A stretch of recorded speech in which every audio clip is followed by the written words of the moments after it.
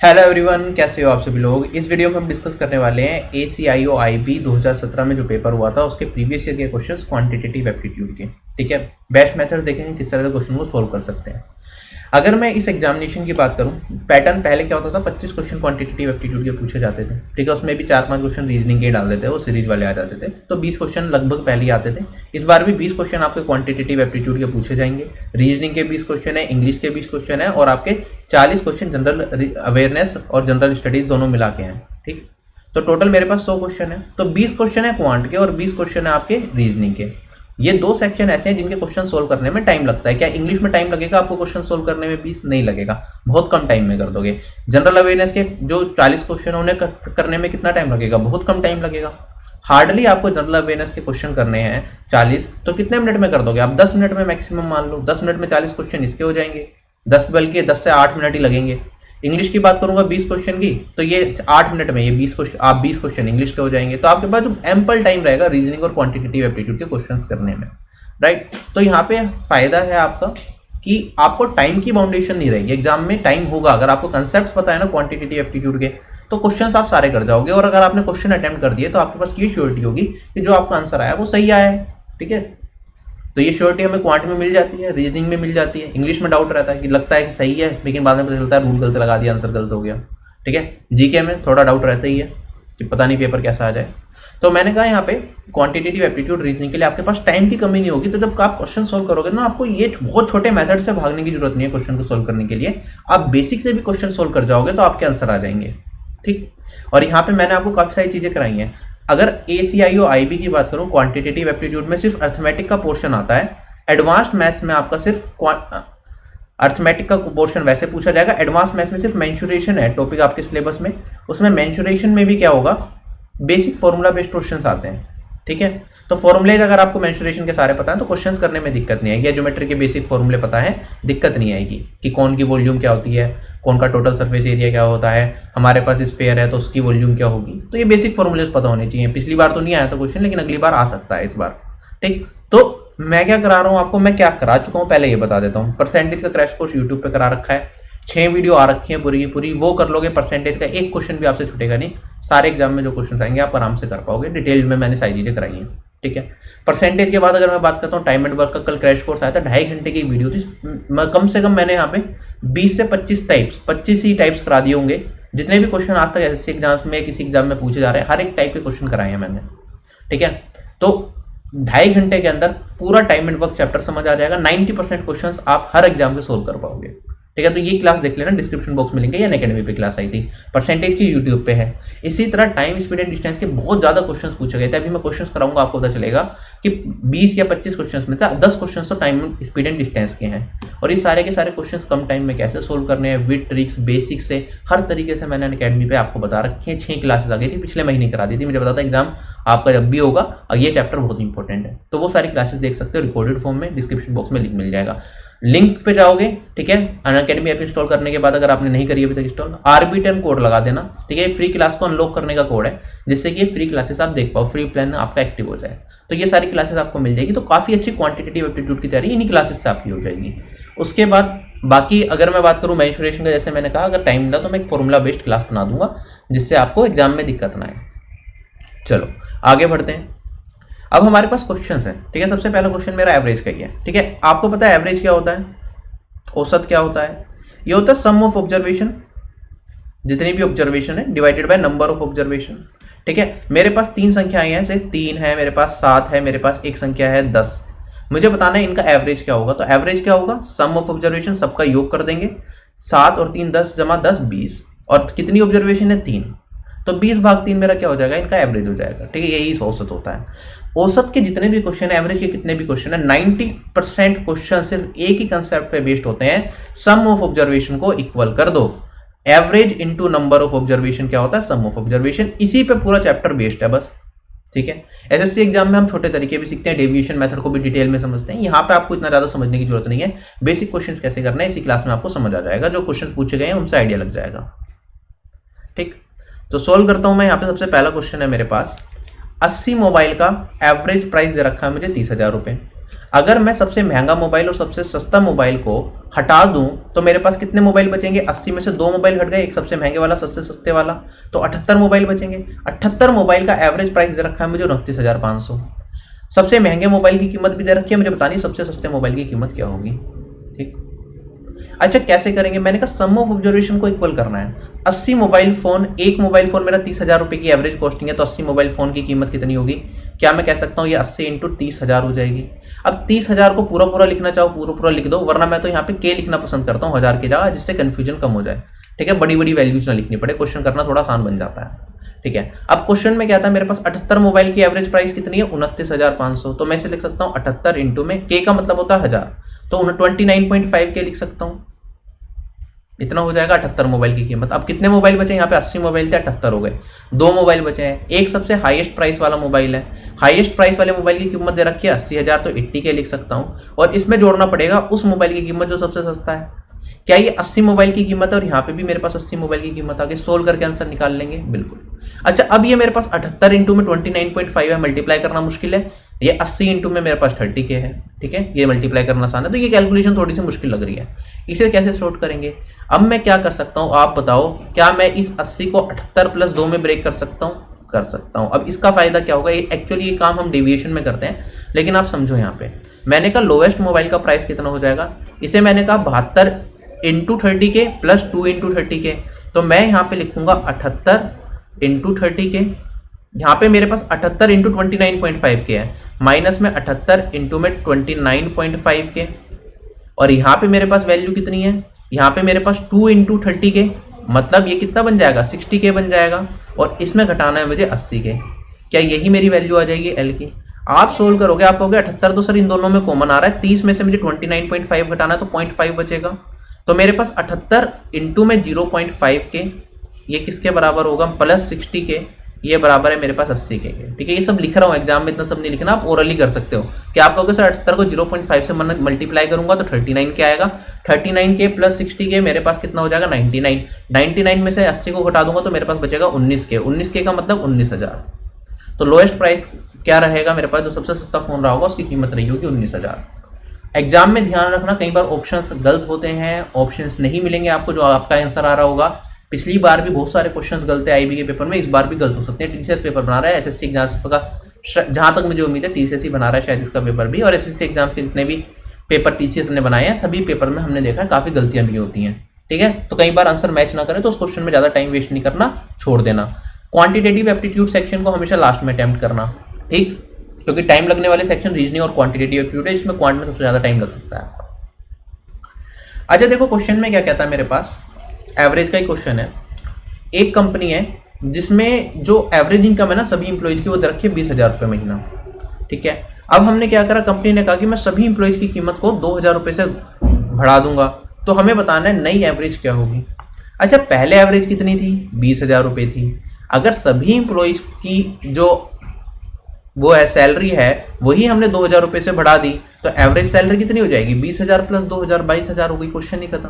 क्या दूसरा क्वेश्चन बनाया है? Option number A is correct. चलूँ आगे। अब ये वाला क्वेश्चन देखो, देखो क्वेश्चन में क्या कहता है, प्रणव जाता है एक बैंक पे किसी स्पीड से 60 किलोमीटर पर आवर की स्पीड से।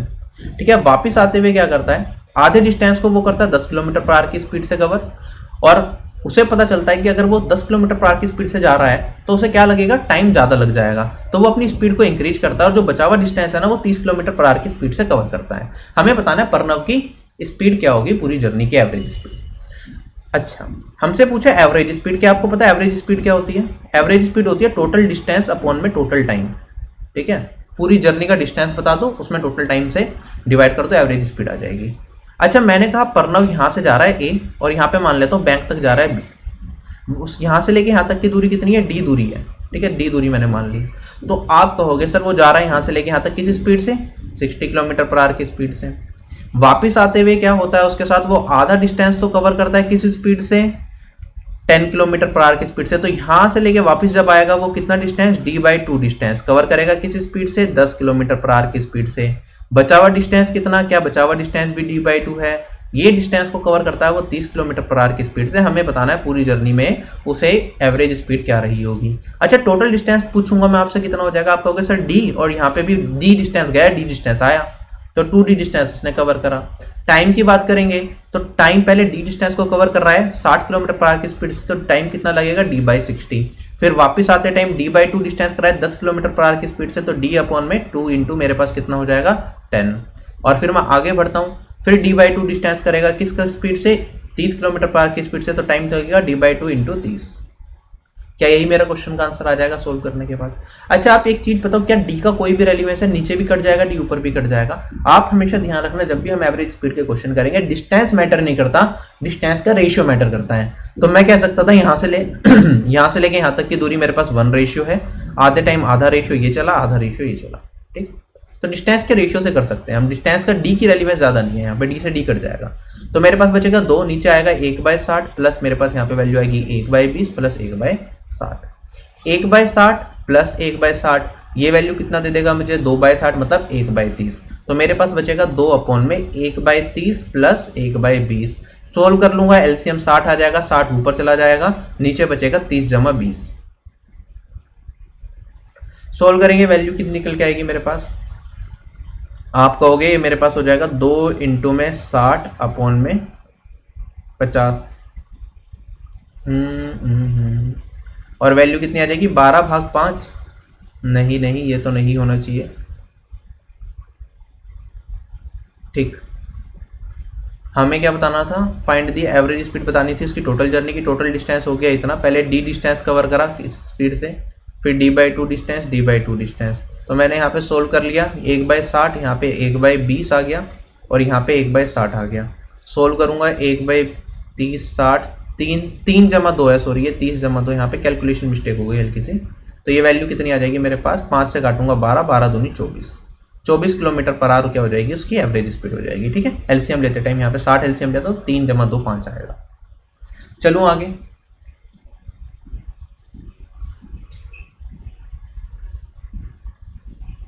देखो क्वेश्चन में क्या क्या रखा है मेरे पास। जो मिस्टर शर्मा है ना, इनका जनवरी से लेके जून तक का जो एवरेज एक्सपेंस है वो इतने रुपए है, ठीक है। उन्होंने क्या करा, जनवरी में 1200 रुपये खर्च करे थे, और जुलाई में उन्होंने कितने रुपए खर्च करे थे, उन्होंने 1500 रुपये खर्च करे थे। हमें बताना उनका एवरेज एक्सपेंडिचर फरवरी से लेके जुलाई तक का कितना होगा, ठीक। क्वेश्चन क्लियर है। अच्छा, मैं क्या करूंगा, जनवरी से लेके फरवरी तक, जनवरी फरवरी मार्च अप्रैल, पहले बेसिक से बता रहा हूँ फिर डायरेक्ट करूंगा, मई जून, ठीक है। जनवरी से लेके जून तक का एवरेज एक्सपेंस इतना था, तो टोटल एक्सपेंस कितना होगा, आप कहोगे सर 4200 इंटू में 6, ठीक है। 6 जो क्या है इनका एवरेज इतना था, तो मैंने 6 से गुना कर दिया। फिर कहता है मेरे पास उन्होंने क्या करा, जो जनवरी में पैसे खर्च करें वो कितने खर्च करें, 1200 रुपये खर्च करें। तो जनवरी का अगर मैं 1200 रुपये यहाँ पे लगा दूंगा, तो मेरे पास बाकी 5 महीनों के पैसे आ जाएंगे।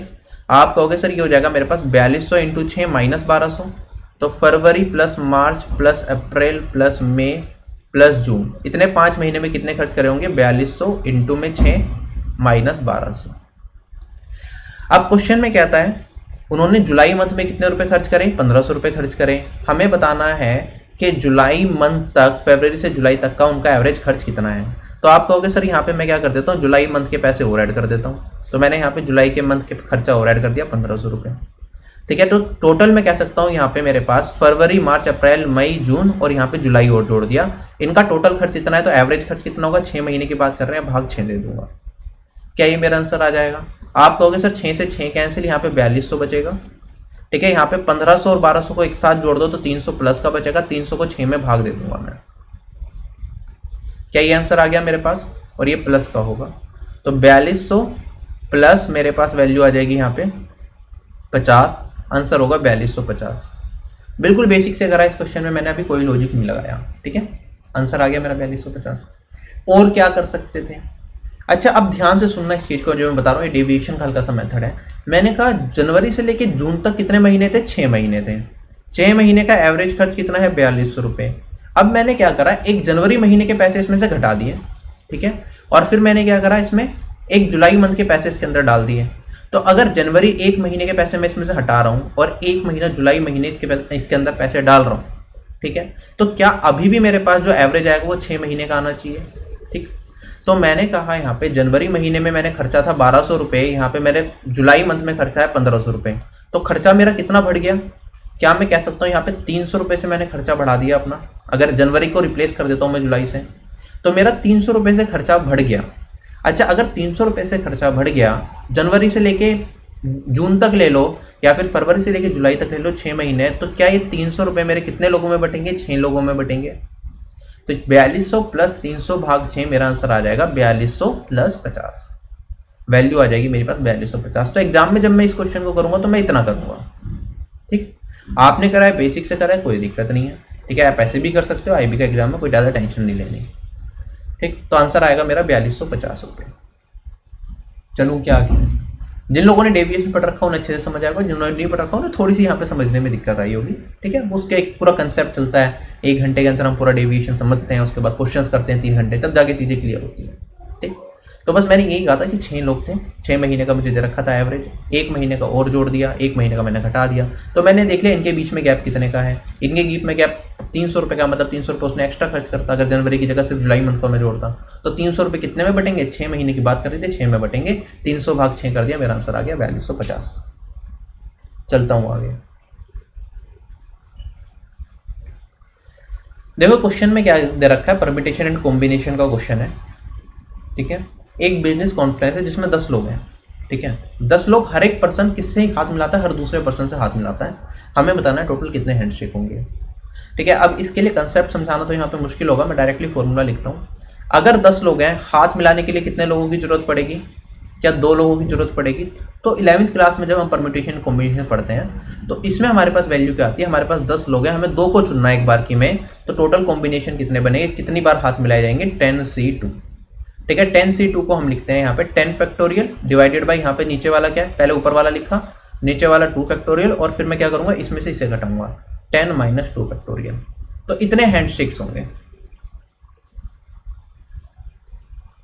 सॉल्व कर लूंगा 10 फैक्टोरियल को, 10 इंटू 9 इंटू 8 फैक्टोरियल लिख सकता हूँ। अब 8 पे क्यों रुका मैं? क्योंकि यहाँ पे मुझे पता है 10 में से 2 घटाऊंगा तो यहाँ 8 फैक्टोरियल आएगा, और यहाँ पे 2 इंटू में 2 फैक्टोरियल, 2 इंटू 1, तो यहाँ पे कर दूँ, बात एक ही है।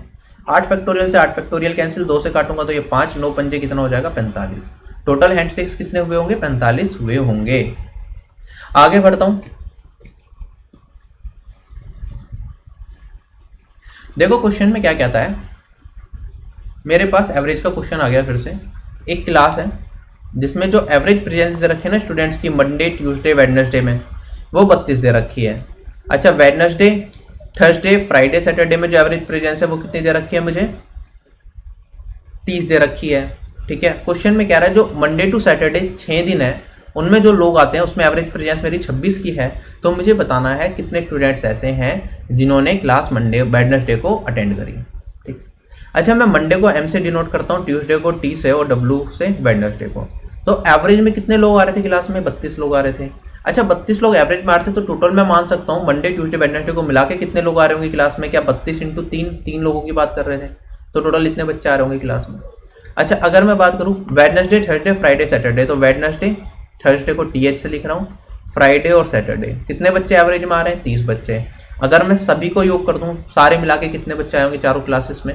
तो ये मेरे पास क्या 30 इंटू 4 हो जाएगा, सम ऑफ ऑब्जर्वेशन। ठीक, आगे क्वेश्चन में कहता है जो मेरे पास एवरेज है ना सभी स्टूडेंट्स का 6 दिन के अंदर, वो दे रखा है 26। मतलब Monday Tuesday Wednesday Thursday Friday Saturday को एवरेज में कितने बच्चे आ रहे हैं? 26 आ रहे हैं। तो टोटल कितने बच्चे आए होंगे? 26 इंटू 6 आए होंगे। मुझसे पूछा है वो बच्चे बता दो जो वेडनेसडे को क्लास अटेंड करेंगे। अच्छा, वेडनेसडे के लिए मैं क्या कर सकता हूँ? आप कहोगे सर ये वाली और ये वाली इक्वेशन को अगर मैं ऐड करता हूँ तो मेरे पास 2 वेडनेसडे बनेंगे, और Monday Tuesday Thursday Friday Saturday as it is.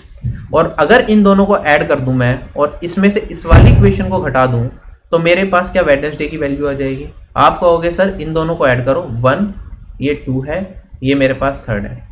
ठीक है, 1 प्लस 2 प्लस माइनस में 3 कर दूंगा इक्वेशन, तो मेरे पास वैल्यू बचेगी वेडनेसडे की, वो कितना हो जाएगा? 32 इंटू 3 प्लस 30 इंटू 4 माइनस में 26 इंटू में 6। सोल्व कर लो, वैल्यू आ जाएगी, ये 96 हो गया, ये मेरे पास 120 हो गया। 26 इंटू 6 की बात करूंगा 130 और 156 ऐड करेंगे इसमें, तो मेरे पास ये 96 जमा 120, 216, 216 में से 56 घटाऊंगा तो वैल्यू आ जाएगी मेरे पास 60। तो 60 बच्चे ऐसे रहे होंगे जो वेडनेसडे को प्रेजेंट रहे होंगे। ये बेसिक से करा है, डेविएशन से सेकंड्स का क्वेश्चन है ये, ठीक है। डेविएशन से करते तो हम सेकंड में इस क्वेश्चन को कर सकते थे, लेकिन अभी डेविएशन बताने का कोई मतलब नहीं बनता, कन्फ्यूजन क्रिएट होगी। आपने एवरेज नहीं पढ़ रखा, तो फिर कभी जब एवरेज चैप्टर बेसिक से करेंगे क्रैश कोर्स में, जब एवरेज की बारी आएगी, हमारी अभी परसेंटेज चल रहा था, तो उसमें मैं डेविएशन समझाऊंगा, बहुत अच्छे से समझाऊंगा। सभी क्वेश्चन को डेविएशन से बहुत कम टाइम में करेंगे। ये बिल्कुल बच्चे वाला क्वेश्चन है एसएससी एग्जाम्स में, इसमें 1-2 लेवल अप ही पूछते हैं मेंस में। चलो देखो क्वेश्चन में क्या कहता है। क्वेश्चन में क्या था, सुरेश ने अपनी जर्नी स्टार्ट करी पी से क्यू की। किस पे करी? बाइक पे करी, किस स्पीड से? 40 किलोमीटर पर आवर की स्पीड से, ठीक है। फिर उसने कुछ जर्नी का हिस्सा अपना 10 किलोमीटर पर आवर की स्पीड से कवर करा, क्यू से लेके आर तक का। तो मैं लिखता चलता हूँ साथ के साथ। सुरेश की बात कर रहे हैं, पी से क्यू तक जाता है किस स्पीड से? 40 किलोमीटर पर आवर की स्पीड से। फिर क्यू से आगे बढ़ेगा, क्यू से लेके आर तक जाएगा किस स्पीड से? 10 किलोमीटर पर आवर की स्पीड से, ठीक है। ये जर्नी पैदल कवर करता है, ये वाली बाइक पे कवर करता है। आगे वो क्या करता है, वो पी आर टू पी वापिस आता है, ठीक है। किस स्पीड से? 24 किलोमीटर पर आवर की स्पीड से। हमसे पूछा एवरेज स्पीड बता दो टोटल ट्रिप की क्या होगी। अच्छा, यहाँ पे हमें क्वेश्चन में एक चीज और दे रखी थी, पी से क्यू तक का डिस्टेंस, जो पी से क्यू तक की दूरी कवर कर रही थी, उतना ही डिस्टेंस उसने क्यू से आर तक कवर करा था। तो ये वाली दूरी डी थी, तो ये वाली दूरी भी डी थी, ठीक। अगर आर से लेके पी तक वापस आ रहा है तो ये कितना डिस्टेंस कवर करेगा? 2d डिस्टेंस कवर करेगा। एवरेज स्पीड क्या होती है? टोटल डिस्टेंस अपॉन में टोटल टाइम। टोटल डिस्टेंस कितना कवर करा? डी और 2d। क्या 4d डिस्टेंस कवर करा?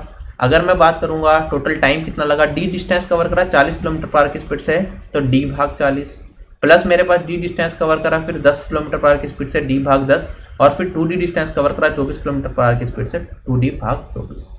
सोल्व करके आंसर आ जाएगा। डी से तो आप डी काट ही दोगे, ठीक है। मेरे पास बचेगा यहाँ पे 4 अपॉन में 1/40 प्लस 1/10 प्लस 1/12। एलसीएम ले लूंगा, पॉइंट में वैल्यू जा रही है तो पूरा सोल्व ही करना पड़ेगा, लंबा हो गया थोड़ा सा, चलो कोई दिक्कत नहीं है, ठीक है। एलसीएम कितना आ जाएगा? 120 आ जाएगा इसका। 120 नीचे आ गया मेरे पास, यहाँ पे लिखता हूँ 4 अपॉन में यहाँ पे 120 एलसीएम आया, यहाँ पे 4 3 12 और यहाँ पे मेरे पास 10। 120 ऊपर जाके मल्टीप्लाई 4 इंटू 120, यहाँ पे वैल्यू आ जाएगी मेरे पास 15 और 10 25। सोल्व करूंगा पहले तो 5 से कट जाएगा ये 24 और 5, 24 चौक मेरे पास 96 भाग 5, आंसर कितना आ जाएगा? 19.2। Option number D is correct, ठीक। चलता हूं नेक्स्ट क्वेश्चन पे। क्वेश्चन में क्या था, रमेश ने क्या करा, 6 किलोमीटर पैदल चला, ठीक है। अपने घर से स्टेशन के लिए जाना है उसे। तो रमेश ने यहाँ से शुरुआत करी, यहाँ से लेके यहाँ तक मैं मान लेता हूँ उसने 6 किलोमीटर चला होगा, ठीक है। उसके बाद यहाँ पे क्या करा, स्टेशन तक गया, यहाँ से अपने घर से, ये इसका होम है, ये इसका स्टेशन है, मैंने मान लिया। फिर यहाँ से पकड़ी ट्रेन ऑफिस जाने के लिए, ठीक है। और जो उसने ट्रेन पकड़ी उसकी एवरेज स्पीड दे रखी है 60 किलोमीटर पर आवर। तो इसकी स्पीड मेरे पास है 60 किलोमीटर पर आवर की। ट्रेन में गया और अपने डेस्टिनेशन पे पहुँच गया, ठीक। आगे बढ़ते हैं। क्वेश्चन में कहता है इन दी वे ही टुक आ टोटल टाइम ऑफ 3 आवर्स। तो यहाँ से लेके आर से लेके अपने घर से लेके डेस्टिनेशन तक जाने में उसने कितना टाइम लगाया? यहाँ पे 3 आवर्स लगाए। आगे क्वेश्चन में कहता है एंटायर जर्नी की एवरेज स्पीड भी दे रखी है भाई 32 किलोमीटर पर आवर। तो 32 kilometre per hour entire journey की उसकी एवरेज स्पीड है। हमें बताना है एवरेज स्पीड ऑफ वॉकिंग, उसकी वॉकिंग की चलने की स्पीड कितनी रही थी। तो ये वाली स्पीड मुझे बतानी है, इसे मैं मान लेता हूँ x किलोमीटर पर आवर। करें सोल्व क्वेश्चन को। चलो, टोटल डिस्टेंस उसने क्या करा, उसने 32 किलोमीटर पर आवर की एवरेज स्पीड से 3 घंटे में सारी जर्नी कवर करी। क्या टोटल डिस्टेंस बता सकता हूँ? आप कहोगे सर डिस्टेंस होता है स्पीड इंटू में टाइम, तो ये हो जाएगा 32 इंटू में 3, ये 96 किलोमीटर पर आवर आ जाएगा, ठीक। अच्छा ये 96 किलोमीटर आ जाएगा। 96 किलोमीटर तो हो गया मेरे पास ये, ठीक है। अच्छा 6 किलोमीटर वो पैदल चला था, ठीक है। उसके बाद ये 60 किलोमीटर पर आवर की स्पीड से ट्रेन से जर्नी कवर करी थी। तो क्या आप बता सकते हो ट्रेन से कितनी जर्नी कवर करी होगी? टोटल 96 किलोमीटर, 6 किलोमीटर को घटा दूंगा तो ट्रेन से क्या मैं कह सकता हूँ उसने 90 किलोमीटर की जर्नी कवर करी होगी। 96 माइनस 6 90। स्पीड थी ट्रेन की 60 किलोमीटर पर आवर। क्या मैं टाइम बता सकता हूँ? आप कहोगे 60 भाग 90 भाग 60, ये आ जाएगा मेरे पास 1.5। तो 1.5 आवर में उसने ये जर्नी कवर करी है। क्या मैं कह सकता हूँ जो पैदल उसने जर्नी कवर करी होगी उसमें भी उसे कितना टाइम लगा होगा, 1.5 आवर लगे होंगे, क्योंकि टोटल मेरे पास टाइम कितना लग रहा था, 3 घंटे। 1.5 घंटे यहाँ लग गए, 1.5 घंटे यहाँ लगे होंगे। ठीक, अब मेरे पास उसकी पैदल उसने कितना डिस्टेंस कवर करा था, 6 किलोमीटर। कितने घंटे में, 1.5 घंटे में। तो क्या मैं उसकी स्पीड बता सकता हूँ? आप कहोगे सर ये हो जाएगा 6 डिवाइडेड बाय 1.5। स्पीड क्या होती है, डिस्टेंस अपॉन में टाइम। ये वैल्यू आ जाएगी मेरे पास, यहाँ से काटूंगा तो 4 किलोमीटर पर आवर। क्वेश्चन हो गया मेरा खत्म। चलो आगे। अब देखो ये एवरेज स्पीड पे एक और क्वेश्चन है। बाला क्या करता है, 1/3 डिस्टेंस टोटल जर्नी का कितना करता है, ये करता है 10 किलोमीटर पर आवर की स्पीड से। नेक्स्ट 1/3 डिस्टेंस कवर करेगा 20 किलोमीटर पर आवर की स्पीड से, और नेक्स्ट 1/3 डिस्टेंस करेगा 60 किलोमीटर पर आवर की स्पीड से। एवरेज स्पीड बतानी कितनी। अच्छा 1/3 डिस्टेंस है ना, तो टोटल डिस्टेंस को 3D मान लूँ क्या? अगर टोटल डिस्टेंस 3D है तो यहाँ पे D डिस्टेंस करेगा किस स्पीड से, 10 किलोमीटर पर आवर की स्पीड से। D डिस्टेंस कवर करेगा किसकी स्पीड से, 20 किलोमीटर पर आवर की स्पीड से। और D ही डिस्टेंस कवर करेगा किस स्पीड से, 60 किलोमीटर पर आवर की स्पीड से। अगर मैं बात करूं टोटल डिस्टेंस की, तो एवरेज स्पीड क्या होती है, टोटल डिस्टेंस अपॉन में total time. Total distance 3D है, टोटल टाइम कितना लगेगा, D डिस्टेंस 10 की स्पीड से है, D डिस्टेंस मेरे पास 20 की स्पीड से है, और D डिस्टेंस मेरा 60 की स्पीड से है। तो ये टाइम आ गया टोटल। D से D कैंसिल हो जाएगा, मैंने बताया था रेशियो पे मैटर करता है, एक्चुअल डिस्टेंस मैटर भी नहीं करता। एग्जाम में तो मैं यहाँ पे 3 ही लिखता, ये D वगैरह लिखता ही नहीं, लेकिन आपको समझाने के लिए कन्फ्यूजन ना हो, पहली बार हो सकता है कुछ लोग मुझसे यहाँ पे पढ़ रहे हो, तो एक एक चीज़ समझ आनी चाहिए। D से D कट गया, यहाँ पे मेरे पास बचेगा 3, 1/10 प्लस 1/20 प्लस 1/60। अच्छा सोल्व करेंगे हम तो क्या 60 एलसीएम आ जाएगा, तो ये 3 भाग नीचे मेरे पास 60 होगा, यहाँ पे मेरे पास 6 प्लस 3 भाग प्लस 1, तो वैल्यू कितनी बन जाएगी, 60 ऊपर चला जाएगा, 3 × 60 नीचे बच जाएगा मेरे पास 10। 10 से काटूंगा तो 6 × 18 किलोमीटर पर आवर, ये मेरी एवरेज स्पीड आ जाएगी। Option number A is correct. चलूँ आगे।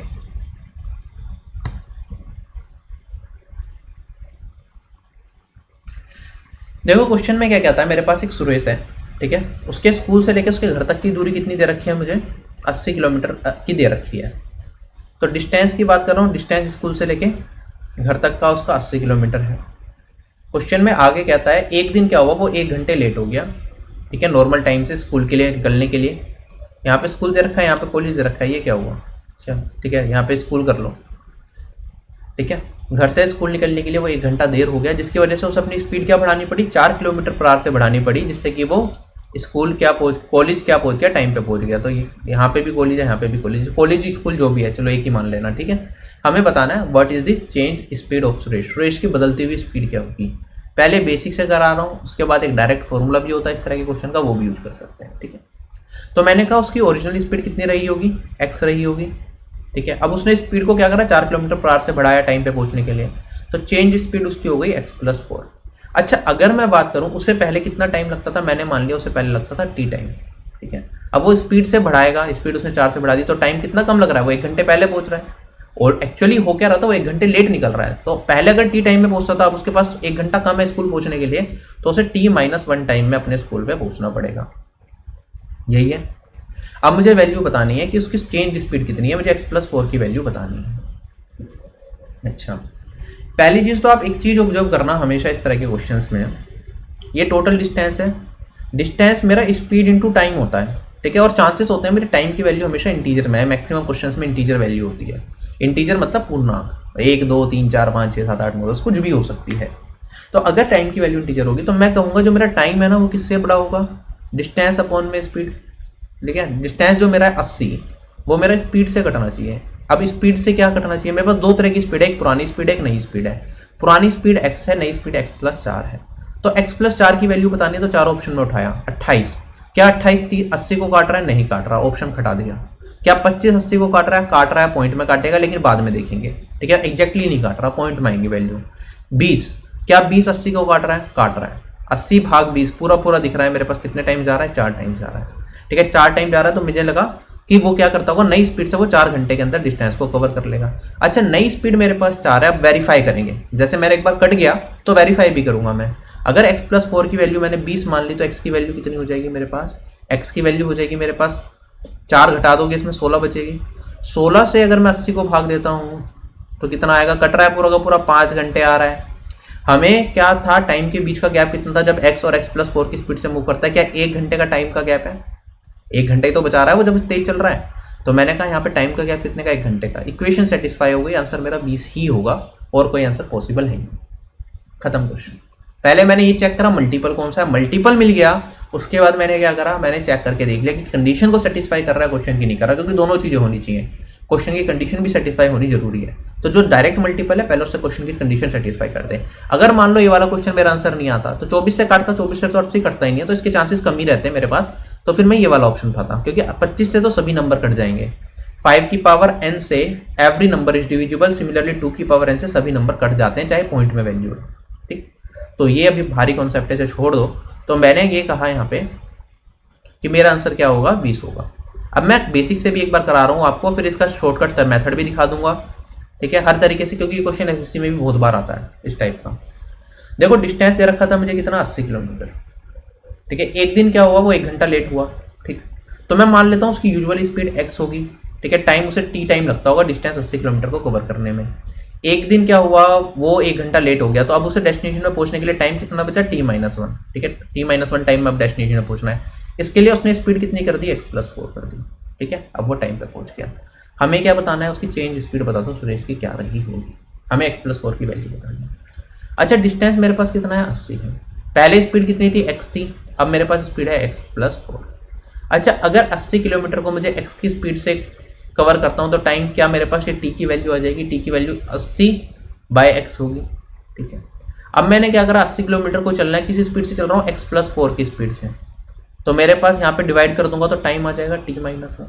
अगर मैं इसमें से इस वाली वैल्यू को घटा दूँ, t में से t-1 को घटा दूँ, तो मेरे पास डिफरेंस कितने का आएगा, क्या ये 1 का आएगा। तो मैंने इसमें से इसे घटा दिया, जो पहले जो टाइम लग रहा था, जो अब टाइम लगेगा, इसमें से इसे घटाऊंगा तो डिफरेंस कितना आया मेरे पास, 1 आवर का। सोल्व करके x की वैल्यू बता सकता हूँ, एक इक्वेशन बन गई। वैसे करोगे तो क्वाड्रेटिक इक्वेशन बनेगी। यहाँ पे अगेन आप क्या करोगे, जो चीज़ मैं बता रहा था, मैंने यहीं पे तो इक्वेशन पुट करी थी। मैंने कहा था जो मेरा 80 है, यहाँ पे इससे भी कटने को दिख रहा है मुझे और इससे भी कट रहा है, और कटेगा तो मेरे पास डिफरेंस क्या देना चाहिए, 1 देना चाहिए, अगर इंटीजर वैल्यू में कट रहा है। ठीक है, कंफ्यूज नहीं होना, हो सकता है x की एक ऐसी वैल्यू हो 80 को काटने के बाद मेरे पास 5.4 आए, यहाँ पे वैल्यू मेरे पास 4.4 आए, तो भी डिफरेंस 1 बन सकता है, पॉइंट में वैल्यू आ सकती है। ठीक है, हो सकता है ये 5 1/3 आए, ये मेरे पास 4 1/3 है, तब भी वैल्यू 1 बन सकती है। एवरीथिंग इज पॉसिबल, लेकिन चांसेस ज्यादा होते हैं जो पूरा का पूरा काटे, एग्जैक्टली काट दे x, वो मेरा आंसर हो जाए। तो यहाँ पे मैं 4 ऑप्शन उठाता अपने, मैं देखता यहाँ पे 20 है मेरा, 20 पे इक्वेशन सेटिस्फाई कर जाती, मेरा आंसर आ जाता। बेसिक से सोल्व करेंगे तो आप देखोगे यहाँ पे क्या आएगा, एलसीएम ले लूंगा, मेरे पास यहाँ पे बचेगा 80 बाहर आ गया, नीचे बचेगा x इंटू x+4, यहाँ पे ऊपर क्या बचेगा, x+4 माइनस x करूंगा तो मेरे पास वैल्यू कितनी बचेगी, 4 बचेगी, और ये किसके बराबर, 1 के बराबर। अब ध्यान से समझना, ये 80 है, ये इंटू 4 है, इस 1 को मैं लेके जा रहा हूँ नीचे। अब आप कहोगे सर 1 को नीचे क्यों लिख रहे हो, क्योंकि मुझे आपको एक फॉर्मूला बताना है जो आप डायरेक्टली इस तरह के क्वेश्चन में यूज कर सकते हो। 1 को नीचे ले गया, ये मेरे पास x इंटू x+4, वरना बेसिक से तो आप कर ही लोगे। ठीक, तो ये मेरे पास क्या है, ओरिजिनल स्पीड, ये मेरे पास है चेंज स्पीड, जो नई स्पीड है, ये मेरे पास है चेंज इन स्पीड, कितनी स्पीड का बदलाव आया है, यहाँ पे 4 की बदलाव आया था, तो चेंज इन स्पीड है मेरे पास ये। अगर मैं बात करूंगा, ये मेरे पास डिस्टेंस है और ये मेरे पास चेंज इन टाइम है। ठीक है, अगर याद रख सकते हो तो रख लो, वरना कोई जरूरत नहीं है IB के लिए, बेसिक से भी कर सकते हो जो मैंने बताया। ठीक, सोल्व कर लोगे, कंपेयर कर लेना, मेरे पास यहाँ पे x की वैल्यू ऑप्शन से उठा सकते हो आप, क्योंकि x से पूरा का पूरा कटेगा, तो 80 इंटू 4 मेरा कटना चाहिए। x से कौन सी वैल्यू ऐसी है जो 80 इंटू 4 को काट सकती है, वो वैल्यू मेरे पास क्या है, C है, 20, सॉरी x+4 की वैल्यू निकालनी थी, x+4 की कौन सी वैल्यू है जो इसे काट सकती है, तो आपको x+4 से भी पूरा कटेगा, तो आंसर आ जाएगा मेरा 20। ठीक है, क्वेश्चन हो जाएगा सोल्व। ठीक है, वरना आप क्या करते हैं, इसे 80 इंटू 4 को ब्रेक कर देता मैं, x+4, इनके बीच का डिफरेंस कितना आना चाहिए, 4 का, मुझे इसे इस तरह से ब्रेक करना है, इनके बीच का डिफरेंस 4 आ जाए। तो कैसे ब्रेक करेंगे, आप कह सकते हो सर 4 इधर ले जाऊँ मैं, इसे मैं 20 और इसे 16 लिख सकता हूँ, क्या 4 का गैप आ गया, बिल्कुल। कंपेयर कर लेंगे, x की वैल्यू 20 हो जाएगी मेरे पास, सॉरी x की वैल्यू मेरे पास कितनी हो जाएगी, 16 हो जाएगी, और x+4 की वैल्यू कितनी हो जाएगी, 20 हो जाएगी। x+4 की वैल्यू पूछिए, आ जाएगी 20। ठीक है, तो एक बहुत इंपॉर्टेंट क्वेश्चन है ये, इस पर बहुत क्वेश्चन बनते हैं, इस बार भी रिपीट होगा इस टाइप का क्वेश्चन, मुझे पूरी उम्मीद है। तो इसलिए मैंने इस क्वेश्चन को बहुत ज़्यादा डिटेल में 2-3 तरीके से बताया, आगे वाले क्वेश्चन डायरेक्टली बताऊंगा मैं। ठीक है, चलूँ आगे।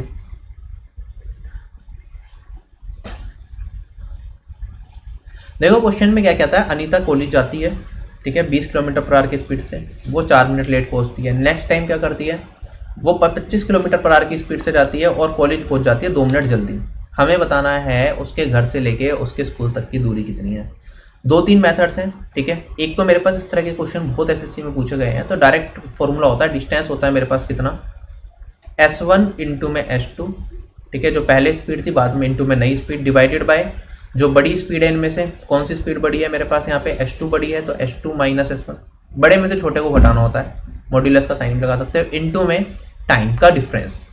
टाइम का डिफरेंस कितना है, पहले वो 4 मिनट लेट पहुंच रही थी, अब 2 मिनट जल्दी, तो ये मेरे पास कितना हो जाएगा, पहले अगर 4 मिनट लेट तो ओरिजिनल टाइम T था तो T+4 टाइम लग रहा था, अब 2 मिनट जल्दी पहुंच रही है तो अब टाइम लग रहा है T-2। तो टाइम का डिफरेंस कितना हो गया, क्या यहाँ पे इसमें से इसे घटाऊंगा तो 6 मिनट का आ रहा है। इसे पुट करके डायरेक्टली डी की वैल्यू निकल जाएगी मेरे पास, ये हो जाएगा 20 इंटू में 25 डिवाइडेड बाय 25 माइनस 20, इंटू में मेरे पास क्या है 6 मिनट है टाइम का डिफरेंस। ये किलोमीटर में पर आवर में स्पीड है, तो किलोमीटर में आर में कन्वर्ट करेंगे मिनट को, तो 6/60 आर। सोल्व कर लो, आपका आंसर आ जाएगा, ये हो जाएगा 1/10, ये हो जाएगा, यहाँ से काटूंगा तो 2 बचेगा, 2 इंटू 50 25 50, और यहाँ पे 25 माइनस 20 5, आंसर आ जाएगा मेरा 10। ठीक है, option number D is correct, ये मेरा इस क्वेश्चन का आंसर हो गया। ठीक है, ये डायरेक्ट तरीका है। ठीक है, मैं डिटेल में चला ही जाता हूँ, एक तरीका तो ये बताया मैंने, अब दूसरे तरीके से देख लो। ठीक है, डिस्टेंस की वैल्यू बतानी थी ना, मैंने कहा पहले डी डिस्टेंस है, ठीक है, पहले वो जा रहा है 20 किलोमीटर पर आवर की स्पीड से, फिर डी डिस्टेंस को कवर करने के लिए 25 किलोमीटर पर आवर की स्पीड लग रही है। ठीक है, ये मेरे पास डी डिस्टेंस है, यहाँ पे मेरे पास डी डिस्टेंस है। आगे मैं बात करता हूँ, यहाँ पे अगर ये D distance 20 kilometre per hour की स्पीड से कवर किया जाता है तो टाइम कितना लग रहा है, आप कहोगे सर टाइम मैं लेट जा रहा हूँ कितना, 2-4 मिनट, तो T+4 टाइम लगेगा। अगर मैं 25 किलोमीटर पर आवर की स्पीड से जा रहा हूँ तो टाइम से पहले 2 मिनट पहले पहुंच जाऊंगा, तो इतना टाइम लगेगा। क्या इन दोनों का डिफरेंस मैं बता सकता हूँ, इनका डिफरेंस कितना होगा मेरे पास, आप कहोगे सर इन दोनों का डिफरेंस तो आ रहा है मेरे पास 6 मिनट, जिसे मैं लिख सकता हूँ 6/60 आर, और ये किसके बराबर हो जाएगा, टाइम का डिफरेंस 6/60 आर। सोल्व कर लोगे, डी की वैल्यू आ जाएगी आपके पास अगेन कितनी, 10। एक अगला रेशियो मेथड से भी देख लो, जो लोग रेशियो मेथड से करते हैं इस तरह के क्वेश्चन को। देखो एग्जाम में जो तरीका आपके दिमाग में आ जाए आप उस तरीके से कर सकते हो, क्वेश्चन बनाना मुश्किल नहीं है। ठीक है, ये वाला क्वेश्चन रेशियो मेथड से भी हो जाता है। चलो रेशियो मेथड बाद के लिए छोड़ते हैं, इस क्वेश्चन में सोच रहा था तो मैं बता दूं, चलो अब बोल दिया तो बता ही देता हूँ। पहले स्पीड थी मेरे पास 20 किलोमीटर पर आवर की, ठीक है, अब स्पीड बढ़ा दी 25 किलोमीटर पर आवर। क्या जा रही हो घर से कॉलेज ही है, तो डिस्टेंस मेरा कांस्टेंट है। अगर डिस्टेंस कांस्टेंट होता है तो मेरे पास क्या होती है, speed inversely proportional to time होती है। ठीक, अगर मैं बात करूंगा स्पीड का रेशियो मेरा ओल्ड वर्सेस न्यू, पहले 20 था अब कितना है 25 है, तो टाइम का रेशियो कितना हो जाएगा, क्या ये 25/20 हो जाएगा। रेशियो में कन्वर्ट करूंगा, टाइम का रेशियो आ गया 5/4। पहले उसे कितना टाइम लगता था जब 20 किलोमीटर पर आवर की स्पीड से 4 मिनट लेट पहुंच रही थी, T+4 मिनट। नए टाइम कितना लग रहा है 25 किलोमीटर पर आवर की स्पीड से, उसे टाइम लग रहा है T-2 मिनट। टाइम का डिफरेंस कितने का, 6 मिनट का। तो मैं कह सकता हूँ 5/4, ये 1 रेशियो के बराबर है। टाइम का डिफरेंस यहाँ पे 1 रेशियो है, 1 रेशियो किसके बराबर, 6 मिनट के बराबर। अगर 6 मिनट के बराबर 1 रेशियो है तो आप बता सकते हो यहाँ पे ओरिजिनली उसे कितना टाइम लगता होगा, 5 रेशियो। 5 रेशियो जो पहले चल रहा था ओल्ड स्पीड से, तो 5 × 6 ये मेरे पास हो जाएगा 30 मिनट। 30 मिनट होता है मेरे पास आधा घंटा, तो उसे आधा घंटा लगता होगा जब वो पहली बार 20 किलोमीटर पर आवर की स्पीड से चल रही थी। तो स्पीड है 20 किलोमीटर पर आवर, टाइम लग रहा है आधा घंटा, तो डिस्टेंस कितना हो जाएगा, हाफ × 20, ये हो जाएगा मेरे पास 10 किलोमीटर। जिस मर्जी तरीके से आप कर सकते हो। आगे बढ़ता हूँ। आगे बढ़ने से पहले देखो मैंने आपको बताया था टाइम स्पीड एंड डिस्टेंस मैंने अनअकैडमी पे करा रखा, तो फ्री क्लासेस मेरी बहुत सारी हैं अनअकैडमी पे, 90+ मिल जाएंगी। डिस्क्रिप्शन बॉक्स में लिंक है, फॉलो कर लेना, ये सारी क्लासेस आप देख सकते हो। इसके लिए कुछ भी पे नहीं करना, फ्री क्लास को अनलॉक कोड डालना पड़ेगा आपको, बस RB10। ठीक है, तो ये सारी क्लासेस आपको अवेल हो जाएंगी, फ्री प्लान आपका एक्टिव हो जाएगा अनअकैडमी पे, वो सारी देख सकते हो। ठीक है, अनअकैडमी प्लस से तैयारी करना चाहते हो फ्यूचर एग्जाम्स की, SSC की या किसी और एग्जामिनेशन की, और मेरा पूरा कोर्स देखना है रिकॉर्डेड फॉर्म में या लाइव क्लासेस देखनी है, या फिर सभी एजुकेटर्स के जनरल अवेयरनेस हो, रीजनिंग हो, आपका इंग्लिश हो, तो एक ही प्लान में आप अनअकैडमी से तैयारी कर सकते हो, इंक्लूडिंग मॉक टेस्ट। सभी आपको एक ही प्लान में मिलता है। ये कुछ प्लान्स इस तरह से हैं, आप RB10 कोड लगाओगे तो मैक्सिमम डिस्काउंट मिल जाएगा आपको सभी प्लान्स पे। SSC के सभी एग्जाम्स में कवर होते हैं, बीच बीच में जो और एक्स्ट्रा एग्जाम्स आते रहते हैं वो भी इसमें ऐड होते रहते हैं। ठीक, तो सब्सक्रिप्शन लेते हो अगर आप, तो 70+ एजुकेटर्स की सारी क्लासेस मिलेंगी आपको। ठीक है, अनलिमिटेड एक्सेस मिलेगा, सारी क्लासेस का रिकॉर्डेड फॉर्म में अवेलेबल रहेंगी, पीडीएफ, मॉक टेस्ट सब इंक्लूडेड है एक ही प्लान के अंदर। चलो अगले क्वेश्चन पे बढ़ते हैं। Again time, speed and distance का क्वेश्चन है।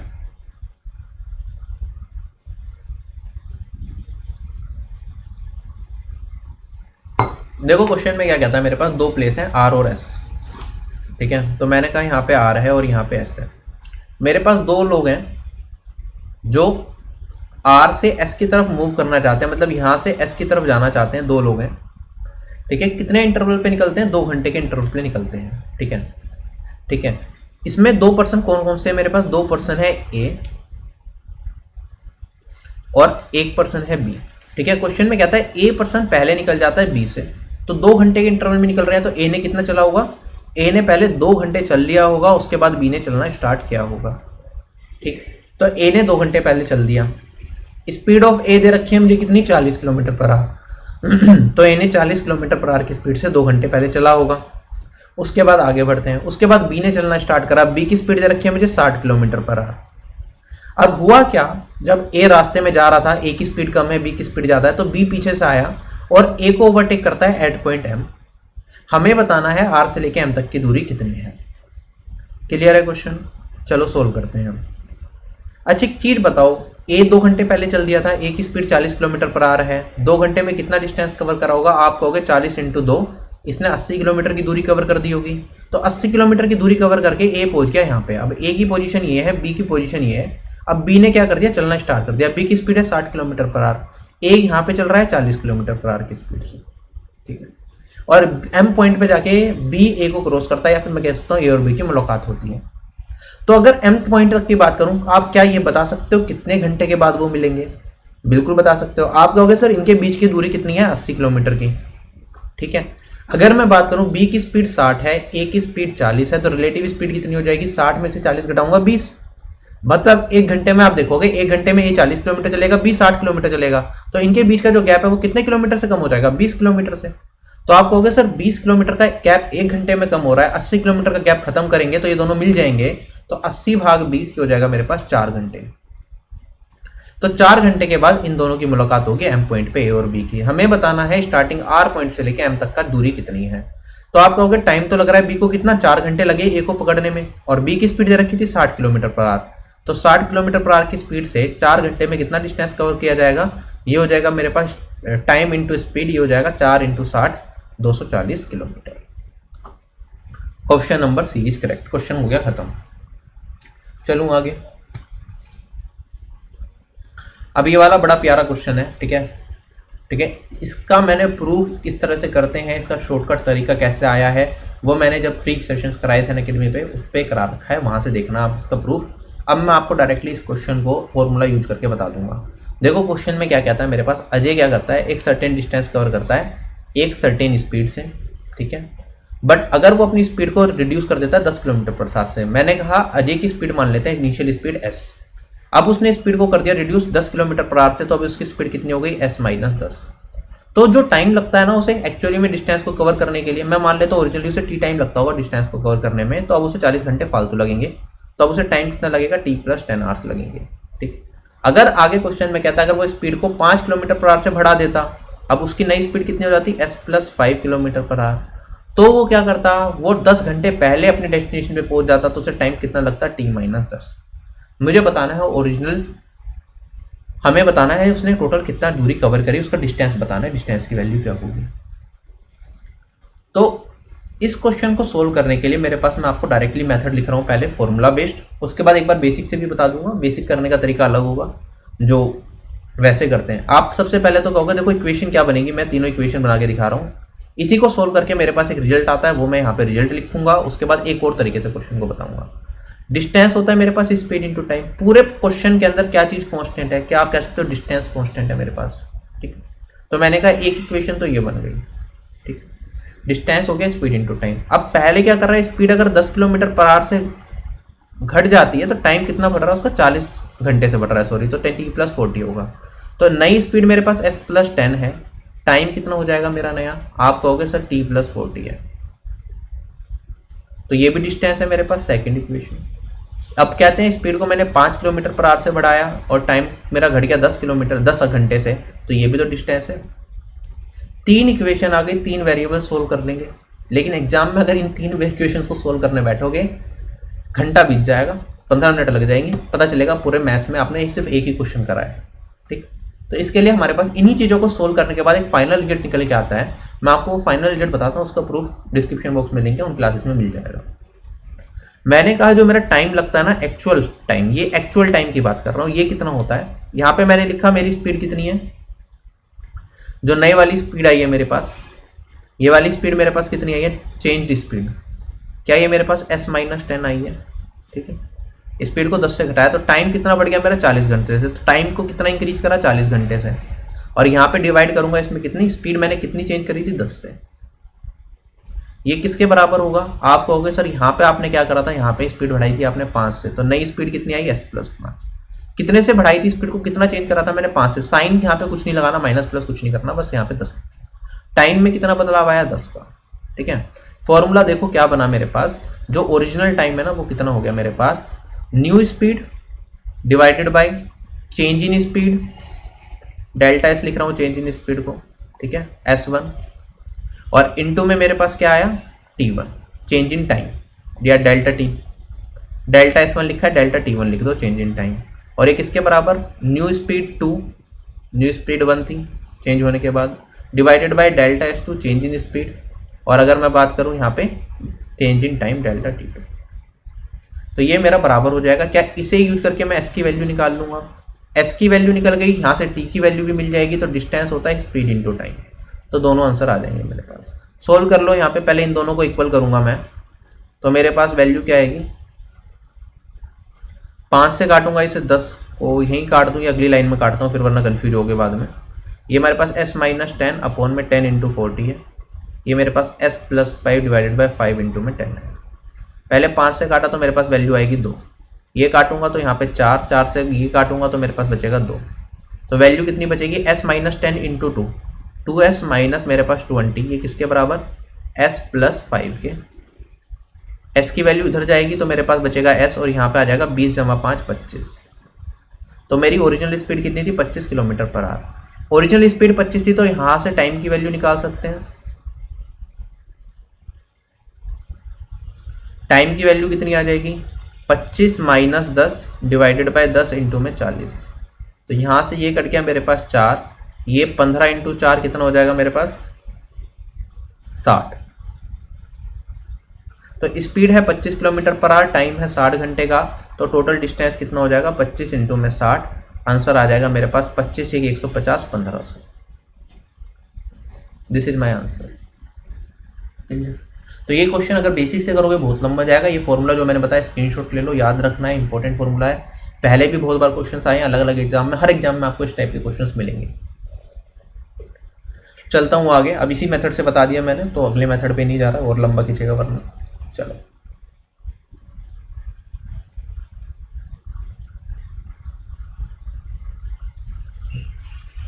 देखो क्वेश्चन में क्या आ रहा है, अजय क्या करता है, एक डिस्टेंस को कवर करता है अपनी स्पीड से, बट अगर वो अपनी स्पीड को 10 किलोमीटर पर आवर से घटा दे, ठीक है, अरे ये क्वेश्चन तो हमने अभी करा ही है, ठीक है, इसी क्वेश्चन को ये दूसरे तरीके से दिखा रहा है, तो दूसरे तरीके से भी चलो मैं बता ही देता हूँ, मैंने डाल दिया। तो मैंने कहा एक डिस्टेंस है मेरे पास से, अजय को डी डिस्टेंस कवर करना है, उसकी ओरिजिनल स्पीड एस रही होगी, टाइम कितना रहा होगा टी, एक तो इक्वेशन ये है मेरे पास।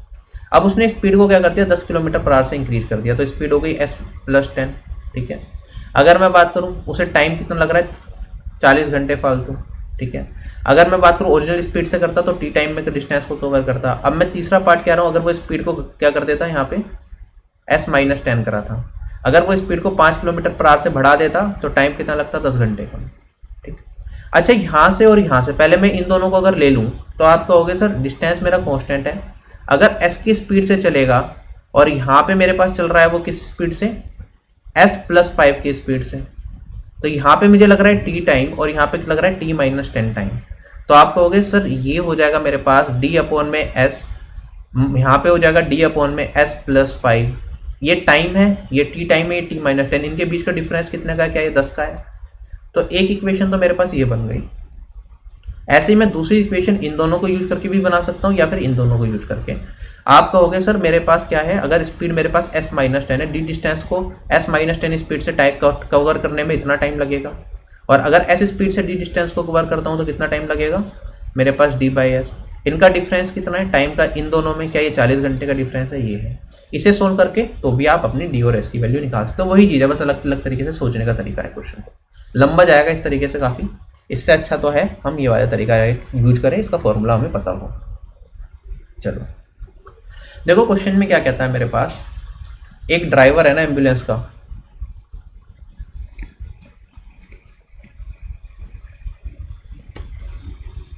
चलो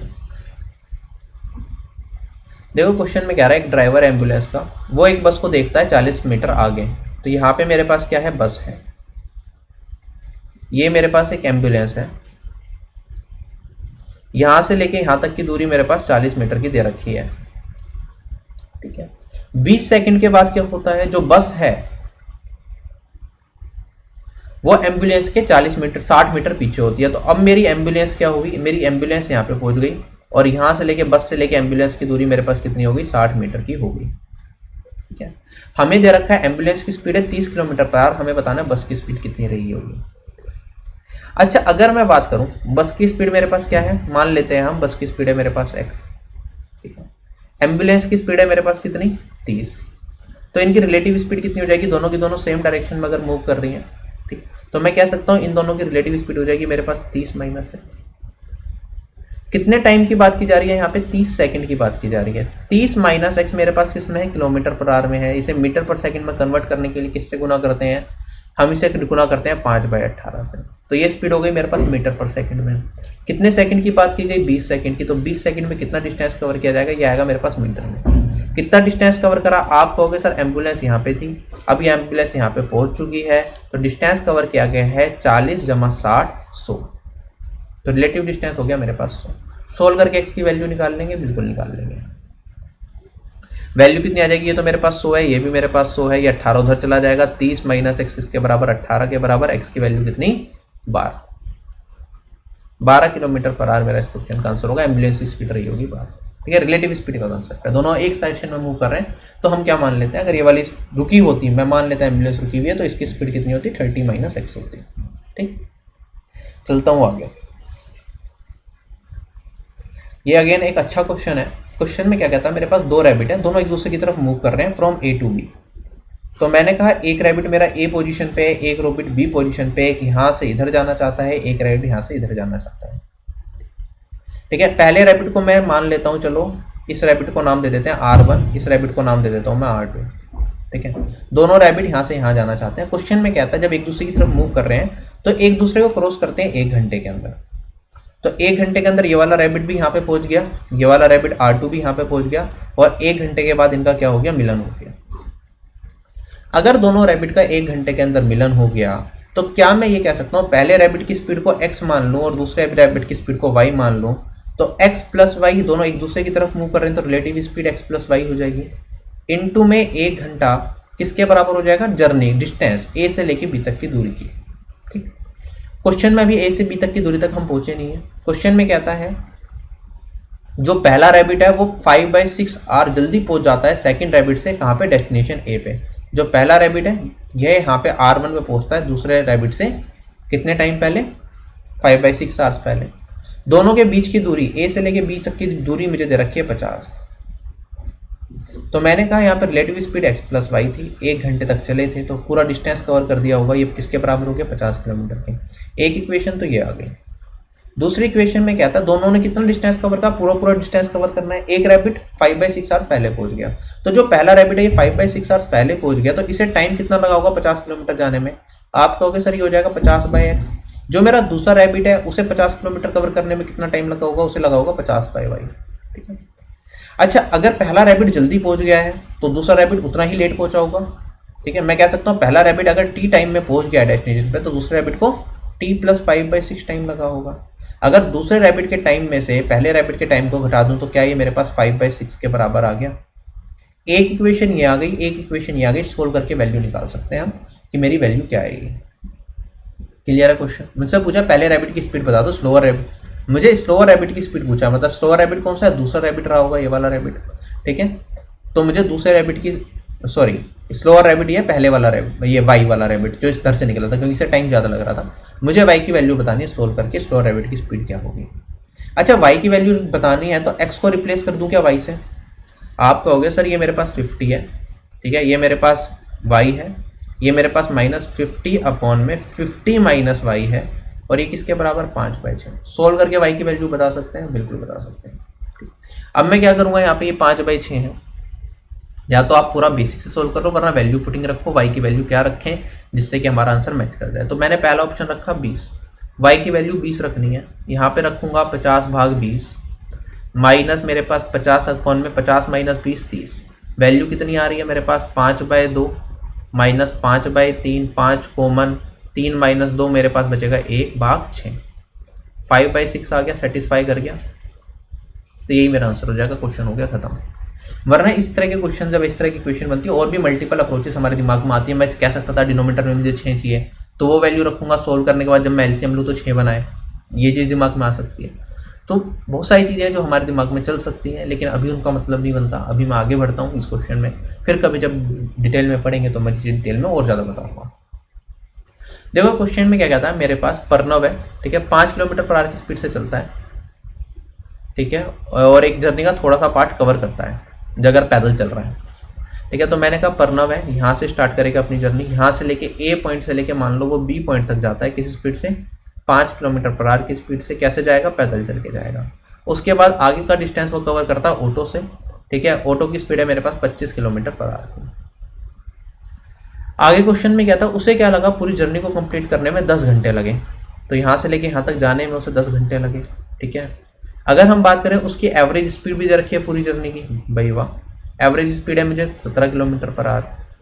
हमें क्या बताना है, हमें बताना है कि कितना डिस्टेंस उसने ऑटो में कवर करा। अच्छा करेंगे कैसे, इसे एलिगेशन से कर सकते हो आप, लेकिन एलिगेशन यहाँ पे नहीं बताऊंगा क्योंकि उस कंफ्यूज हो गए, नहीं पढ़ रखा पहले, तो कंसेप्ट थोड़ा अलग हो जाएगा। मैं आपको बेसिक से ही बताता हूँ इस क्वेश्चन को कैसे करेंगे। अच्छा अगर average speed 17 kilometre per hour है, टोटल टाइम 10 घंटे लग रहे हैं, तो क्या आप ये कह सकते हो टोटल डिस्टेंस मेरा कितना रहा होगा। क्या मैं कह सकता हूँ टोटल डिस्टेंस मेरा 170 किलोमीटर रहा होगा, स्पीड इंटू टाइम डिस्टेंस। अच्छा ऑटो से कितना डिस्टेंस ट्रैवल किया ये पूछा है, क्या ये मेरा कभी भी 750 हो सकता है। टोटल डिस्टेंस 170 चलना है तो 750 तो वो चलेगा ही नहीं कभी ऑटो से। 200 कभी चल सकता है क्या, नहीं चल सकता। 170 चलना है, 200 कैसे चलेगा ऑटो से, पैदल भी चल रहा है कुछ डिस्टेंस, ठीक है। तो दो आंसर बचते हैं मेरे पास, ये 100 और 150। अब या तो आप ऑप्शन की मदद ले लो, आप कहोगे सर ऑप्शन की मदद लेता हूँ मैं, 100 को अगर मैं 25 से भाग करूंगा तो मेरे पास कितना टाइम आएगा। ऑटो से अगर 100 किलोमीटर चलता तो कितना टाइम लगाता, 100 भाग 25, ये हो जाता मेरे पास 4 घंटे। अगर मेरे पास 100 किलोमीटर ऑटो से चल रहा है तो क्या कहते हैं पैदल कितना चलेगा, पैदल चलेगा आपका 170 में से या तो आप घटा दो कितना 100 को, तो बचेगा 70 किलोमीटर। 70 किलोमीटर पैदल चलेगा 5 किलोमीटर पर आवर की स्पीड से, तो कितना घंटे लगाएगा, 14 घंटे। 14 जमा 4 लगा दिए इसने 18 घंटे। डिस्टेंस कवर कर रहा था 10 घंटे में, तो ये ऑप्शन तो सही नहीं हो सकता, ये तो गलत है, ठीक है, काट दिया। कौन सा ऑप्शन बचाइए, यही मेरा आंसर होगा, काम खत्म। बेसिक से करना चाहो बेसिक से कर सकते हो, चेक करना चाहो चेक कर लो। 150 किलोमीटर चलेगा किस स्पीड से, 25 की स्पीड से, 25 से भाग दिया तो 6 घंटे। बचे हुए 20 किलोमीटर कवर करेगा किससे, 5 से, 5 से काटूंगा तो 4, 6 और 4 कितना हो गया, 10 घंटे, सेटिस्फाई कर गया। बेसिक इक्वेशन बनाना चाहो बेसिक इक्वेशन बनाओ। मैंने कहा x किलोमीटर चलता है वो ऑटो से, तो टाइम कितना लेगा, x अपॉन में 25 स्पीड है ऑटो की, x भाग 25। उसके बाद आगे बढ़ते हैं, 170 टोटल डिस्टेंस था, 170 में से x घटा दो, ये जर्नी किससे कवर करी होगी, पैदल करी होगी 5 किलोमीटर पर आवर की स्पीड से। तो पहला टाइम इतना, बाद का टाइम इतना, टोटल टाइम कितना, 10 घंटे। एक्स सोल्व करके x की वैल्यू निकाल लोगे, वरना ऑप्शन से वैल्यू पुट कर दोगे, आपका आंसर आ जाएगा। x की वैल्यू कितनी आ जाएगी मेरे पास, 150। चलूँ आगे। अब एक बहुत सिंपल सा क्वेश्चन है, सम ऑफ फर्स्ट 30 नेचुरल नंबर्स बताना है। नेचुरल नंबर कौन से होते हैं, प्राकृतिक संख्याएं, 1 2 3 4, ये जा रहा है कितना 30, इन सब का सम बताना है। या तो आप एपी सीक्वेंस लगा के फॉर्मूला निकाल लो, ठीक है, एपी सीरीज है ये पूरी की पूरी, वरना सम ऑफ n नेचुरल नंबर्स का फॉर्मूला होता है मेरे पास n इंटू में n+1 डिवाइडेड बाई 2। 30 संख्याएं हैं तो 30 इंटू में 30 जमा 1 31 भाग 2, 2 से काटूंगा तो 15, 15 इंटू 31 कर देंगे तो डायरेक्टली मैं कह सकता हूँ 465 मेरा आंसर आएगा। यूनिट डिजिट से भी कर सकते थे, 1 इंटू 5 करते, यूनिट डिजिट 5, एक ही ऑप्शन की मैच कर दी थी, यही आंसर होगा। चलूँ आगे।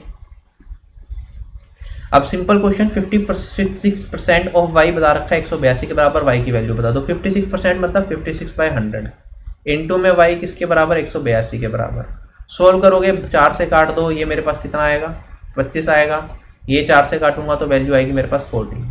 ठीक है, अब 25 और 14 तो कटेंगे नहीं, 14 से यही कटता होगा, फिर 14 से डायरेक्ट कटना चाहिए क्योंकि सारी इंटीजर वैल्यू आ रही है। तो 14 से काट दूंगा, मेरा आंसर क्या बनेगा 14 एकम 14, 14 तिया 42। ठीक है, वाई की वैल्यू कितनी 13 इंटू में 25, 13 इंटू 25 कितनी 325। खत्म क्वेश्चन। चलो आगे।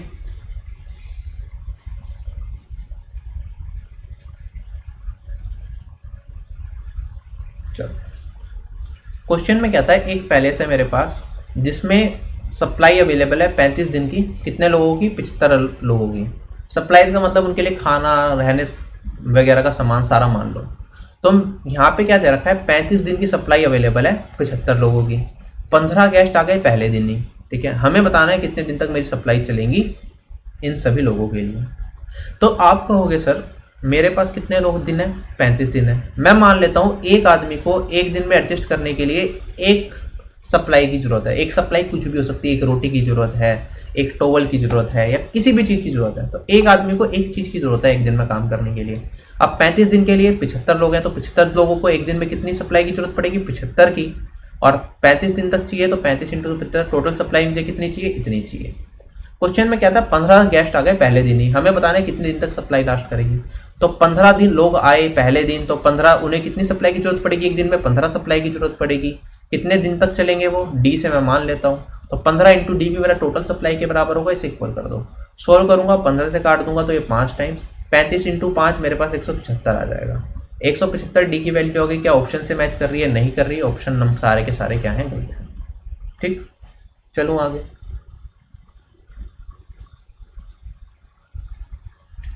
देखो क्वेश्चन में क्या था मेरे पास, जो सिंपल इंटरेस्ट और कंपाउंड इंटरेस्ट का डिफरेंस है ना 2 साल का, वो तो 122 रुपये दे रखा है। हमें बताना है सम क्या होगा, कितने पैसे मैंने ब्याज पे दिए थे। देखो इसका डायरेक्ट फॉर्मूला होता है, अगर 2 साल का डिफरेंस पूछें SI और CI का, अगर मेरे से 2 साल का डिफरेंस पूछें तो ये होता है PR/100 का होल स्क्वायर। अच्छा, अब P क्या होता है प्रिंसिपल या फिर आप कह सकते हो सम, ये रेट होता है जिससे ब्याज पे पैसे दिए गए, और ये मेरे पास किसके बराबर दे रखा है 122 के। फॉर्मूला इंपॉर्टेंट है, बहुत क्वेश्चन आते हैं इस फॉर्मूले पे, याद होना चाहिए। तो प्रिंसिपल की वैल्यू, रेट की वैल्यू मुझे कितनी दे रखी है, रेट की वैल्यू 5%, 5/100 इंटू में स्क्वायर इक्वल टू 122। 5 से काटूंगा 20, 20 का स्क्वायर 400, तो पी की वैल्यू कितनी 122 इंटू में 400। आंसर कितना आ जाएगा मेरे पास 88400। क्या ऑप्शंस में है, नहीं है, 4 ऑप्शन गलत है। ठीक, ऑप्शन ये मेरा इस क्वेश्चन का एग्जैक्ट आंसर होगा। एक तरीका तो ये हो गया क्वेश्चन को सोल्व करने का, बाकी मल्टीपल तरीके हैं इस तरह के क्वेश्चन को सोल्व करने का। कैसे करते हैं हम इसे, इस तरीके से भी करते हैं, रेशियो मेथड से मैं बता रहा हूँ अब मैं आपको। मैंने कहा रेट कितना है मेरे पास 5%, 5% का मतलब कितना होता है 1/5/100, 1/20 लिख सकता हूँ। कितने साल की बात कर रहे हैं हम, यहाँ पे कंपाउंड टेस्ट भी आ रहा है, हम बात कर रहे हैं 2 साल की, टाइम है 2 साल का। तो हम क्या करते हैं, जो रेट आता है ना 1/20, इसका डिनोमिनेटर वाले पार्ट का स्क्वायर अपना प्रिंसिपल मानते हैं। तो मैंने कहा मैंने कितना पैसा मेरे पास रहा होगा 20 स्क्वायर, 20 का स्क्वायर कितना 400, मेरे पास टोटल 400 रुपये हैं। ठीक है, जिसे मैंने ब्याज पे देना 400 रेशियो मान लो। अब अगर मैं बात करूं ब्याज, मेरी ब्याज की दर कितनी है 5% की। तो सिंपल इंटरेस्ट की अगर मैं बात करूंगा तो सिंपल इंटरेस्ट में पहले साल ब्याज की दर 5% मतलब 1/20। तो पहले साल का ब्याज कितना मिलेगा 400 का 1/20 मेरे पास हो जाएगा 20 रुपये। ठीक है, दूसरे साल कितना ब्याज मिलेगा सिंपल इंटरेस्ट पे 1/20 के हिसाब से इतना ही मिलेगा। तो आप कहोगे 400 का 1/20 कितना हो जाएगा मेरे पास, ये 20 रुपये मिलेगा दूसरे साल में। अगर कंपाउंड इंटरेस्ट की बात करूं तो ब्याज पे ब्याज भी मिलेगा, तो पहले साल तो कंपाउंड इंटरेस्ट भी मुझे 20 रुपये मिलेगा, लेकिन दूसरे साल की बात करूंगा दूसरे साल 400 पे ब्याज मिलेगा 20 रुपये, और इस 20 पे भी मेरा ब्याज लगेगा 1/20 का, तो ब्याज लगेगा मेरा 1 रुपये। तो अगर मैं टोटल सिंपल इंटरेस्ट की बात करूँ 2 साल की तो 20 × 20 40 हो गया। कंपाउंड इंटरेस्ट की बात करूंगा तो मेरे पास यहाँ पे कितना हो जाएगा 20 × 20 = 1 41। इनका डिफरेंस कितना, ये मेरे पास हो जाएगा 40 - 41, 41 - 40 1, जो कि आपको यहाँ पे भी दिखना चाहिए था कि ऊपर सिंपल इंटरेस्ट तो ये है ही, कंपाउंड इंटरेस्ट में यही तो फैक्टर फालतू है। तो एक रेशियो मुझे क्या मिल रहा है ब्याज फालतू, एक रेशियो का डिफरेंस आएगा सिंपल इंटरेस्ट और कंपाउंड इंटरेस्ट में। एक रेशियो मेरा किसके बराबर है 122 रुपये के बराबर है, क्योंकि सिंपल इंटरेस्ट और कंपाउंड इंटरेस्ट का डिफरेंस 122 है। मुझे क्या बताना है सम कितना था, सम कितना था 400 रेशियो। 400 रेशियो की वैल्यू कितनी आ जाएगी मेरे पास, 400 से गुना कर देंगे एक रेशियो को तो ये वैल्यू हो जाएगी 122 × 400। आंसर हो जाएगा मेरे पास 48800। ठीक है, एक तरीका ये है, कुछ लोग इस तरीके से करते हैं, बाकी कुछ रेशियो मेथड से करते हैं, डायरेक्ट रेशियो मान लेते हैं कि अगर 5% मेरा ब्याज बन रहा है तो मैंने अगर 20 रुपये ब्याज पे दिए होंगे तो 1 साल के बाद कितने बनेंगे, 21 रुपये सिंपल इंटरेस्ट पे। अगर मैं बात करूँ ये 1 साल का बात है, ये प्रिंसिपल है, ये मेरे पास ये अमाउंट है। अगर 2 साल की बात करता हूँ तो 2 साल के लिए हम इसका स्क्वायर कर देते हैं, तो मैं कहता हूँ प्रिंसिपल 400 रुपये होगा और अमाउंट कितना होगा 441। तो ये कितना मिला होगा मुझे, ब्याज मिला होगा, ये होगा CI 41 मेरा कंपाउंड इंटरेस्ट के बराबर होगा। अगर सिंपल इंटरेस्ट की बात करूँ 5% के हिसाब से 2 साल, तो 5 इंटू 2 10% का ब्याज लगेगा टोटल, तो इसका 10% कितना होगा, 400 का 40। ब्याज मेरे पास यहाँ पे 40 रुपये का सिंपल इंटरेस्ट है, 41 रुपये का कंपाउंड इंटरेस्ट है, तो डिफरेंस कितने का, 1 रुपये का। एक रेशियो किसके बराबर मेरे पास बराबर हो जाएगा, एक रेशियो 400 122 रुपये के। मुझे बताना है 400 रेशियो की वैल्यू क्या है, ये मेरा प्रिंसिपल था। तो ये 400 इंटू में 122 कैसे भी कर सकते हो। चलता हूँ आगे। आज की क्लास का हमारा आखिरी क्वेश्चन है, ठीक है। इनमें से कौन सा रेशियो बड़ा है बस ये बताना है। एक है मेरे पास 17/18 और एक है मेरे पास 10/11। ये तो दिख रहा है कि दोनों सेम तो हो नहीं सकते हैं, और ये हम लगा ही सकते हैं कौन सा बड़ा है कौन सा छोटा है। सीधा सीधा भाग दे दो, ठीक है। 17 को भाग दूंगा 18 से और 10 को भाग दूंगा 11 से, तो वैल्यू क्या क्या आएगी ये आप आराम से निकाल लोगे।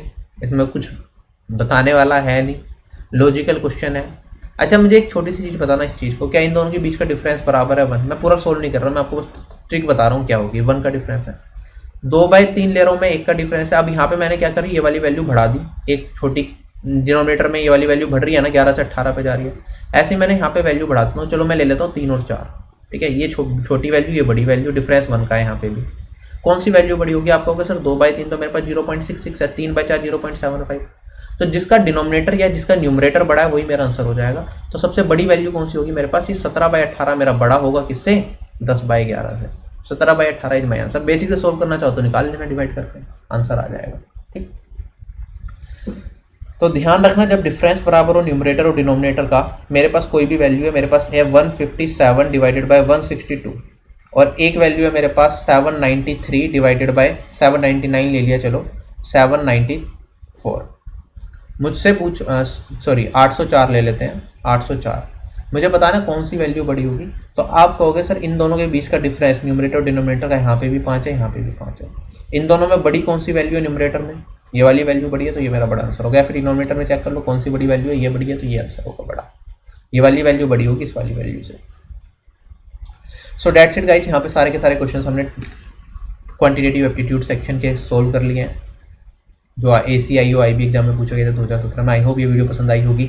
अगर वीडियो पसंद आई है तो कमेंट सेक्शन में आप बता सकते हो कि और क्या करना चाहिए, और कोई पर्टिकुलर वीडियो अगर आप चाहते हो तो हम वो डिस्कस कर सकते हैं आने वाले टाइम में। बाकी जो क्रैश कोर्स चल रहा है वो चलता रहेगा। परसेंटेज की 6 क्लासेस आ गई हैं, जल्दी उसकी नई क्लासेस भी आएंगी। आज IB की वीडियो डाल दी तो कल परसेंटेज की क्लास अगली आ जाएगी। बाकी जो मैंने बताया रिकॉर्डेड फॉर्म में क्लास अवेलेबल है, वो देख लेना, ठीक है। फ्री क्लासेस है, कुछ पे वे नहीं करना, तो आपको फ़ायदा ही मिलेगा उससे, ठीक है। अगर आपकी तैयारी ऑलरेडी हो रखी है तो आप रिवीजन पे ध्यान दो, उन्हें देखने की भी जरूरत नहीं पड़ता। So bye bye, take care and जय हिंद।